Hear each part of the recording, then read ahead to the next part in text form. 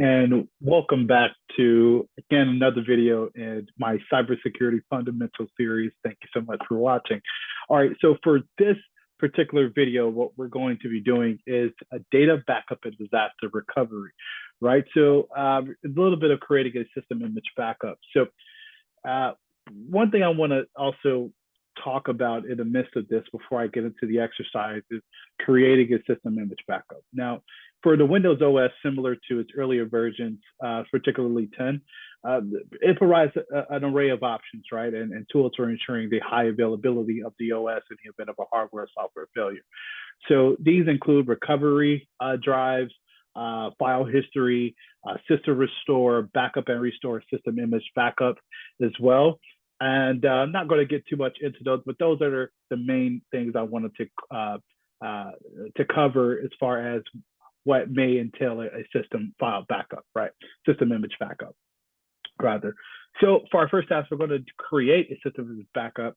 And the backup creates a backup copy of the drives required to start the OS, and we can actually use this image backup with the repair your computer option in the Windows setup in the wizard to restore it to its working state, right? So we already have the server open for Windows 101, and then we're going to open up our control panel here.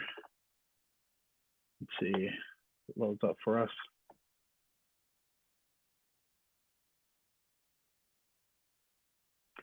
All right, perfect. So we have our control panel open now. Now what we're going to do under the system and security section, we're going to click the backup and restore Windows. Let me see. There it is. All right, perfect. So now that we're back up and restore your files, we're going to create a system image here from the left, and then show that it's searching for, it's in progress and searching for backup devices, right? So where do we want to save the backup? It's going to be on the network location option that's usually set by default. And sometimes if you have another hard drive on the system, then the on a hard disk option will be selected by default. So let's see, on the network location, perfect. Then we're going to hit select. And then where we want to save it to is we're going to, again, we're creating a system image page. So we're going to type in this here, practice lab. All right, DC01, which is the other server we've been using thus far. And then in the username, just going to do practice labs administrator.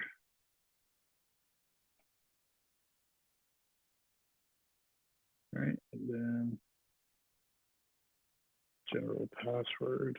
Okay, here. Let's see. Why doesn't it? There it is. Spelled it wrong here.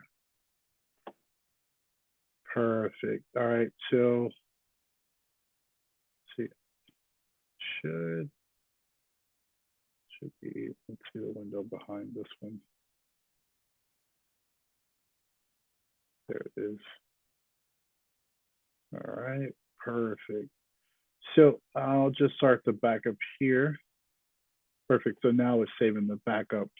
So now we can see that it's displaying a progress bar tracking the backup. Now, the time for creating the system image, it will vary from system to system. And it depends on the size of the C drive normally and the amount of data that's stored on it. So in this particular lab, it may take a few minutes to complete. All right, so we finally finished backing up everything. So, and I'm also going to hit no because it's not applicable to this computer VM because there's no CD burning device installed, of course. Actually, don't show this again. All right, now now that the backup is complete, just going to close this out, and I'm actually going to close the top of this as well. Now, it's going to leave everything in its current state. Now, what we're going to do, it allows us to move on to our next step, right? And that's configuring the system restore point. Now, the system restore is a feature in Windows, also available in earlier versions as well, that gives us the ability to roll a computer back to its working state including system settings, install programs, and system files, right? So this feature provides a convenient method of backing out from system changes such as the installation of an untested update, installation of a faulty device driver, or unintentional changes in the Windows registry. And changes such as these can cause system problems with Windows, right? So system image recovery is the alternative for if Windows become inaccessible due to system-wide problems or hardware issues. So this method can actually reinstate Windows to its last backup state or recover missing system files as well. So what we're going to do a few things is enable system restore point. We're going to create a system restore point, and we're also going to roll back to an earlier state using system restore. Now, first things first is enabling the system restore point, which is not necessarily enabled by default on Windows, at least this version. And this feature must be enabled to give us the capability to roll back Windows in the event that there's any unintended changes, right? They're introduced to the system. So we're going to enable this. And to start, we're going to open up the File Explorer and then this PC. And then actually, let me just do this here. So used to clicking it. All right, we're going to open up the properties. I'm not sure why stuff like that. All right, system protection. All right, perfect. All right, perfect. Now, what we'll first notice is that the protection is off, right? So we're going to click here and then configure, right? Then we're going to turn on system protection. All right, and then under this space here, we'll see that it's at 0. We're going to go to about 10%. It's about 3.94. I'm going to click OK here. All right, perfect. And then I'm just going to keep this dialog box open. Now, the next step would be to create a system restore point, right? So Windows automatically, it creates a restore point when system changes are about to be installed by Windows. The update service, for example, the addition of a critical update, right? Like a feature update, right? Similarly, we can create a manual restore point if necessary. For example, if you're about to install a program that may impact the stability of the OS. And previously, when we enabled system restore, the next step was to create a manual system restore point, right? So creating a manual system restore point is essential before making system changes, which provides an option for backing out of modification should issues arise, right? So to create that, we're going to go to this system properties dialog box here that we're going to hit create, right? And then we're going to type in file, I'm sorry. Should not, that's not what this should do. First, I'm typing in first restore point. Let's see.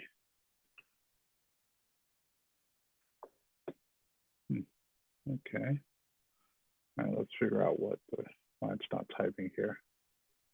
All right, perfect. So we were able to get it finally showing here. So now we're just going to hit create to create the first restore point. As you can see, the progress bar, right, of it being created. And then when it's successfully finished, then I'll close it out. And then keep this system properties dialog box up just so we can, there it is. All right, perfect. So now it allows us to head to our next task, which will be the rollback to an earlier state using system restore. So I'll perform that, I'll perform it using this restore point that was created previously, of course. So the dialog box is open. So now I'm just going to click system restore. I'm going to hit next, and then the first restore point we just created, and next again, and then let's see, finished. And then if the restore point cannot be interrupted, of course I want to continue, right? So we can do what we need to do. Okay, perfect. Shouldn't take too long.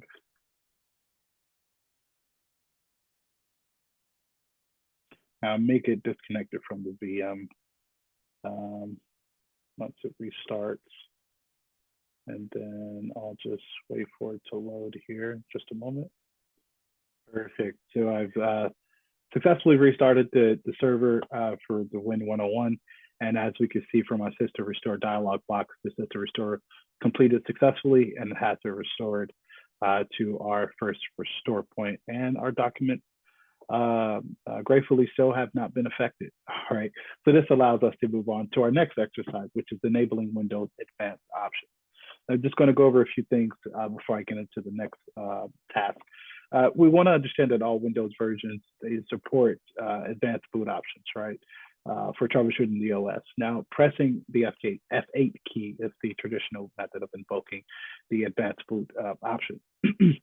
Now, with Windows 10 and earlier versions like 8, 8.x, I believe, and the F8 key is not supported by default. So to get the F8 key to invoke the advanced options, we would need to add new entries in the registry using the registry editor application. So the advanced options provide several settings for fixing common Windows errors, like safe mode with networking, safe mode with command prompt, enable boot logging, enable low resolution video, last known good configuration, directory services, restore mode, debugging mode, disable automatic restart on system failure, disable driver signature enforcement, and start Windows normally. And what we're going to start off with is learning how to enable the advanced boot option using the Windows registry and view the menu during the Windows startup. So our outcome that we want is to enable advanced startup. Now, perfect. So without using the Windows registry and the command bcd edit.exe to enable the advanced boot option, we can actually use the system configuration tool or the misconfig.exe. And we're going to use the misconfig to enable Windows to actually start a safe mode and other settings that were shown in the advanced boot options before. So we're actually going to stay on this server, and we're going to go here, right, to the system configuration. Then we're going to go to the boot tab here. Now on the boot tab, we're going to select the safe boot option, right? And other safe mode boot options become available, which is minimal. Also in the shell, Active Directory, of course, repair network, no GUI boot, and boot log, and base video, and OS boot information. Now, under the boot options, as I mentioned, we're going to select Save Boot, and we're also going to make sure we have the network option selected as well. Now, we're going to also enable the boot log, base video, and OS boot information checkboxes. All right, perfect. So we're going to hit OK here, and then we're going to exit without restart. Right? We don't need to do that because if we restart with the network configuration in our lab right now, we won't be able to connect back to the device. So we're not going to restart it. That's why I'm just leaving it as is. So now it allows us to go to our next exercise, which is performing backup and restore in Windows. So data backup is usually necessary. I would say it's always necessary, whether we're using Windows or any other OS, right? Like Time Machine with Mac, right, or Apple. So different OSs, they usually have different or various types of data backup or restore methods built in for a user system to recover from a failure. And that can be various reasons for losing data. Usually the common ones are hard drive failure, malware attack, human error, device theft, software corruption, amongst others. But those are usually the most common. So the consequences usually of losing data, you can only imagine what they are, but it depends on the data criticality, right? So if some of the downloaded files are from the internet, the loss may not be as significant as we could download these files again, of course, and these are personal photographs or official like project data or anything like that. The impact, of course, will be more significant, a bit larger. So we may or may not be able to recover these photographs, and then in the case of official data, we may end up recreating the files from scratch, and the consequences would differ in the case of any data loss. So what we're going to do now in a few steps here, just going to perform a full backup in Windows, and we're going to perform an incremental backup. We're also going to restore backed up data. So we'll increase our knowledge of types of data backup, right? So as we get into our first couple of tasks here, I just want to go over a few more items, right, as far as the types of data backup. So to prevent data loss, we can back up our data, right? So backing up our data means that we're making a redundant copy of the data. It could be on a DVD, USB, cloud drive, any of those items there. Now, for example, if we accidentally delete a set of project files, we actually have the latest copy backed up on a cloud drive so we can restore them. And when you back up your important data, we just want to ensure that we don't end up backing up every file on our system. Now, this would just waste some time and waste a lot of storage space as well. We should also carefully back up files that are important and are of use to us. And for example, if we probably not want to back up an application installer that's readily available on the internet. And there's various types of data backups. You have full backups, like data backup, backup speed, restore speed, store space, right? And then we also have incremental backups, which backs up files or folders that are either new or have been modified since the last backup. Now, full backup must have been performed previously. For example, if you have taken a full backup on Monday, on Tuesday you run the incremental backup. It only backs up files that have changed since Monday, since the last backup. And if we run another incremental backup, then if we do it on Wednesday, it'll just do everything that's been changed since Tuesday, right? So we also have differential backups, which is done after a full backup has been taken, and it backs up the files or folders that are either new or have been modified since the last backup. So for example, we do a full backup on Monday, again, and then on Tuesday, if we run a differential backup, it will only back up files that's changed since Monday. And in summary, differential backup will back up any changes since the full backup, it's the last full backup. And so what we're going to do now is just perform a full backup on our Windows OS here. So we can perform various other third-party programs also to perform full backups. They also may support incremental and differential backups, and some of those third parties may be like EVUS, AOMEI, and Paragon Backup and Recovery, and EVUS to do backup home. Now, to get started, we're going to do Paragon, right? So Paragon Backup and Recovery. I've used it before. We're going to see the interface load here, and then should be on the My Backups page. And then just going to go to our backup source once it finishes loading here. All right, so we have our Paragon Backup app fully loaded. So we're just going to click on Backup Source here, and then we're going to hit Files and Folders. And then we're just going to take a look at what we need, select files that we need to back up, of course. Just want to keep the default selection of select files and folders manually in the dropdown here, right? And then in the folder tree, we're going to make sure that, take a look at what's in local disk. And then like what I see so far. So I got users here, and then we're going to take a look at the administrator, then downloads here. See if it'll load. No, it doesn't load. Okay, that's fine. Then I'll just hit OK here. All right, perfect. So now just going to hit destination, now where we want it. So just going to, we noticed that the local folders, they're selected, it's selected by default, right? So what we're going to do is we're going to expand local disk again. We're going to go back to users, then administrator again, then desktop. You can find it here. And then we're going to create a folder. Right. There it is. Okay. Thought it would let me do it with the right click. So it took me so long. All right. Let's see. And then we're going to name it backup. All right. Perfect. And override it. And it should be right there.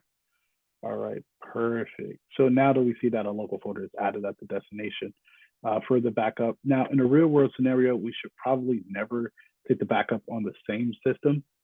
This is because if the system crashes, we'll lose the original data along with the backup.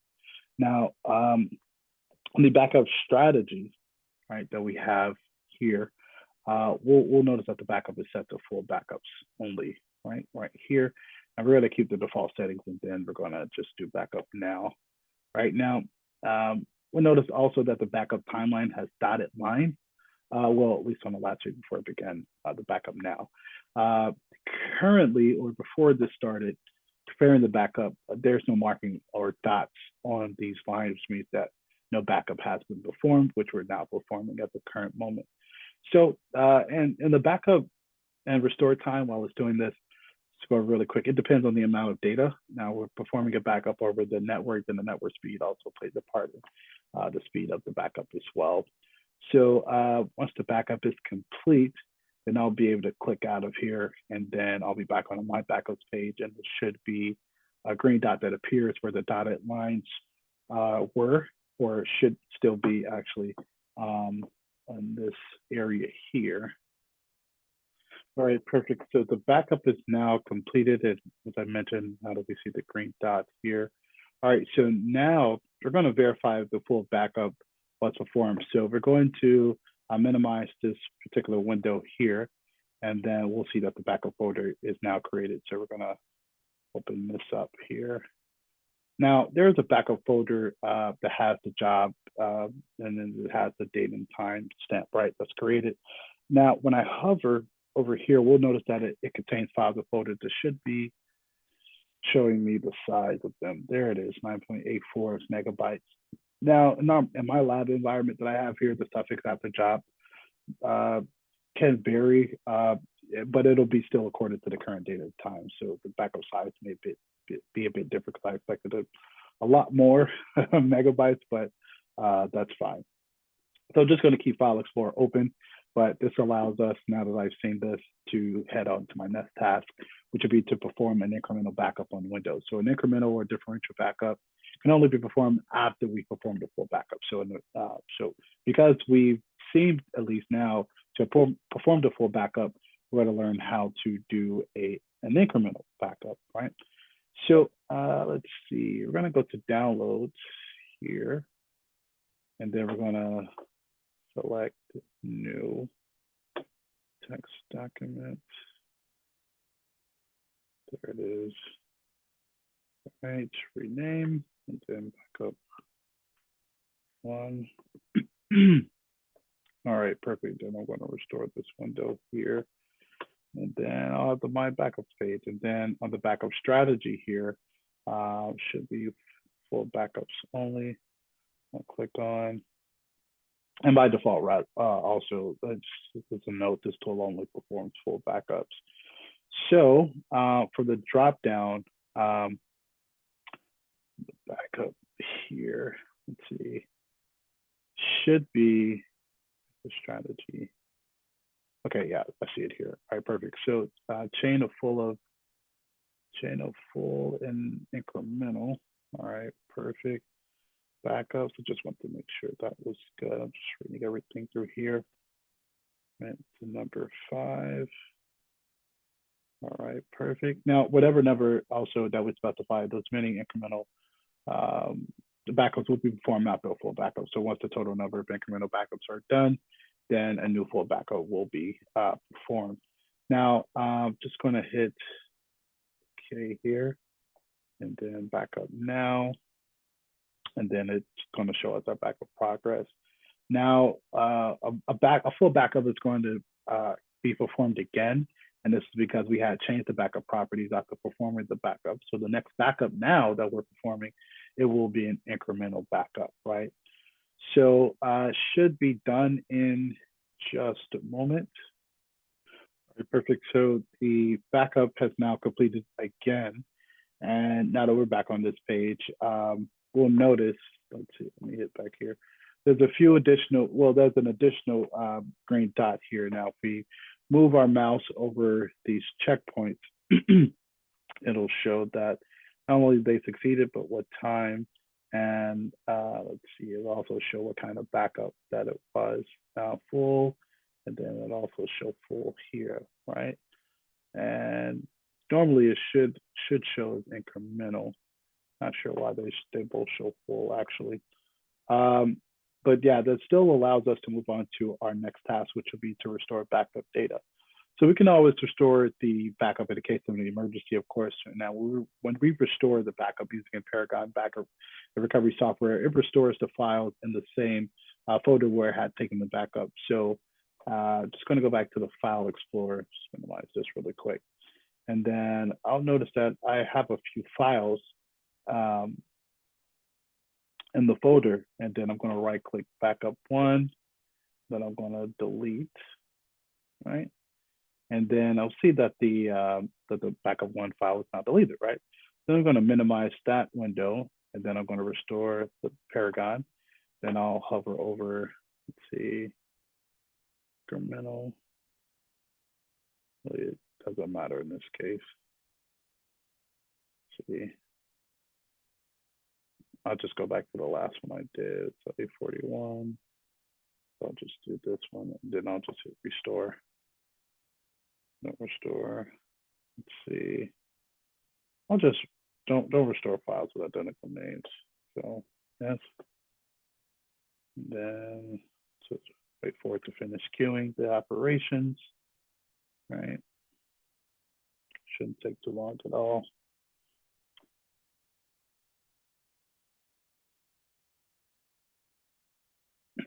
Okay. I think it's just about done.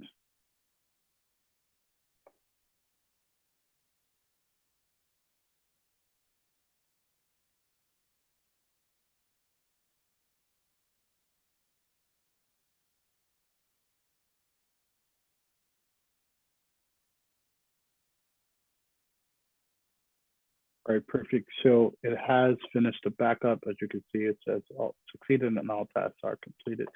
So I'll close that out and I'll minimize this. And then now that I open up Windows Explorer, you saw that I downloaded I'm sorry, deleted the backup file. Now that I've restored using the Paragon tool, it is backup as far as the text document that I had originally deleted. All right, so that pretty much sums up everything I'm going to do for this video. Just for a brief recap of what everything that we've accomplished. We created a system image backup, we configured system restore points, enabled Windows Advanced Options, perform backup and restore in Windows.